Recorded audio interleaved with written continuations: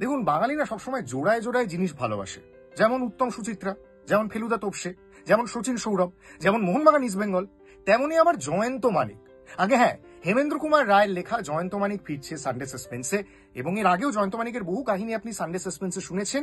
এইবার আবার গল্পটির নাম পদ্মরাগ বুদ্ধ। সেখানে আমার উপর গুরুদায়িত্ব পড়েছে জয়ন্তের ভূমিকায় অভিনয় করা। টেন্স রয়েছি, কারণ সানডে সাসপেন্সে গোয়েন্দা চরিত্র বলতে দিগন্ত দেব বা দিনু টিকটিকির ভূমিকায় আমি আগে অভিনয় করেছি। তো এইটা একজন অভিনেতার কাছে সবসময় চ্যালেঞ্জ থাকে যে গোয়েন্দা চরিত্র দুটোই কম্প্যারিটিভলি একটু কম বয়সের, একটু কিশোর দিকের চরিত্র। দিগন্ত যদিও ম্যারিড, তার গলায় একটা স্থৈর্য রয়েছে, কিন্তু জয়ন্ত বেশ কিশোর। তো সেটা একটা চ্যালেঞ্জ তো সবসময় থাকে, কিন্তু আমার মনে হয় এই চ্যালেঞ্জটা আমরা অভিনেতারা খুব এনজয়ও করি।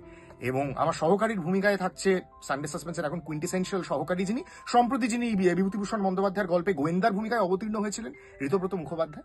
আশা করি পদ্মরাগ বুদ্ধ আপনাদের ভালো লাগবে। ভালো হোক মন্দ হোক আমাদের জানাবেন প্লিজ।